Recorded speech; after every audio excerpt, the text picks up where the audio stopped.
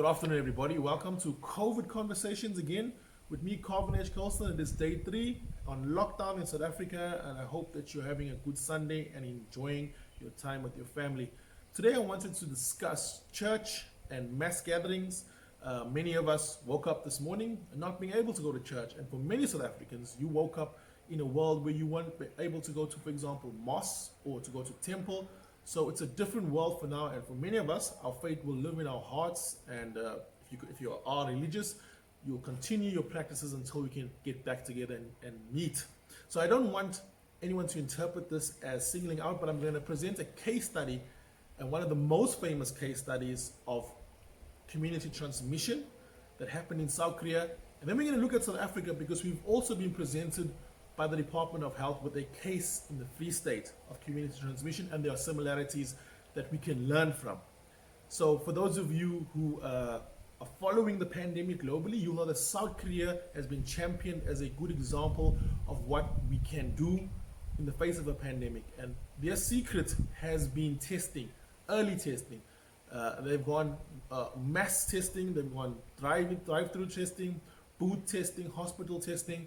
And in the beginning of the pandemic, it helped them really slow down the progression of the disease. But they had a tipping point. They had a point at which everything changed. But before I get to that, just to explain why they were able to do that, South Korea is one of the countries that went through the SARS outbreak in 2003. SARS is the severe acute respiratory syndrome. And then they went through in 2015, they had cases of MERS, which is the Middle East Respiratory Syndrome, coronavirus family sicknesses or diseases, and both of those taught them how to better prepare for a pandemic. So coming into the coronavirus COVID-19 outbreak, they were probably one of the best prepared countries in the world. They had mass testing kits already in stock, so they were able to carry out testing a lot quicker than most of us, and that helped them reduce the numbers of infections, because they understood testing, they understood isolating, quarantining way before the rest of the world kind of got to grips with it. And that tipped over with what is now globally known as Patient 31. So you can look it up, Patient 31. And this is a bit of a case study looking at Patient 31. Patient 31 was a 61-year-old woman, Korean woman from the city of Daegu. She was a religious woman, and she went to a church twice. She went to her church twice. She went to a buffet, a hotel buffet, and she had an accident, so she was also in hospital. And this all happened between the 6th of February and about the 15th, 16th of February. So she had the accident, she went to hospital. From the hospital, the next event was she went to church, then she went to a buffet, and then she went back to church, and then she was eventually tested, and it came out that she was positive. But in that time, she had been in the company of a lot of people. And so when she came forward and she was tested, and she became Patient 31, because up until that point, they only had 30 cases in South Korea, and she became Patient 31. And when they realized what had happened, they decided then to trace her steps back, because they had asked her quite early on, after she had the accident, which was about the 6th or 8th of February, to do a test. And at that point, she didn't want to do the test. She didn't believe she needed to do it. But as her condition kind of deteriorated, she realized she needed to do the test. And when she did the test, she came back positive, and they had to now trace her steps to see where she had been. And they found a big cluster of COVID-19 cases that doubled the country's overall cases within a day or two. Lots of other parishioners or church members were also sick, and the nature of the church is that they sat in quite close spaces, and they shared food after church. Some things that might not be unfamiliar to many of us. Church I went to, we always did that.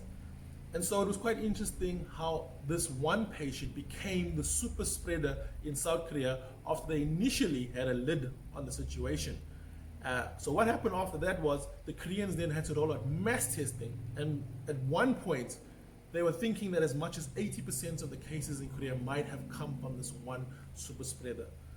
Today, Korea is standing at a caseload of under 10,000. Keep that in mind, there are under 10,000 cases. But on the 20th of February, they had a comparable number with Italy. They were just over the 100 mark, under the 300 mark. both countries were at a similar place in their fight against COVID-19. And today, Korea has a case load of under 10,000, while Italy has a death toll of over 10,000. Italy has over 90,000 cases. South Korea only has, I think it's less than 160 fatalities in the country. So it's quite a dramatic difference in the strategies that these two countries took. Whereas South Korea has not really had a national lockdown. Their approach they've locked down hotspots, but they've not locked down the whole country. Their approach to it has been to roll out testing. They've done 10 to 20,000 tests a day. And if you compare that to South Africa, on Friday, when our statement was released by the Department of Health, we were sitting at around 25,000 cases or tests that have been conducted. So it just gives you an idea of how much more testing we need to do.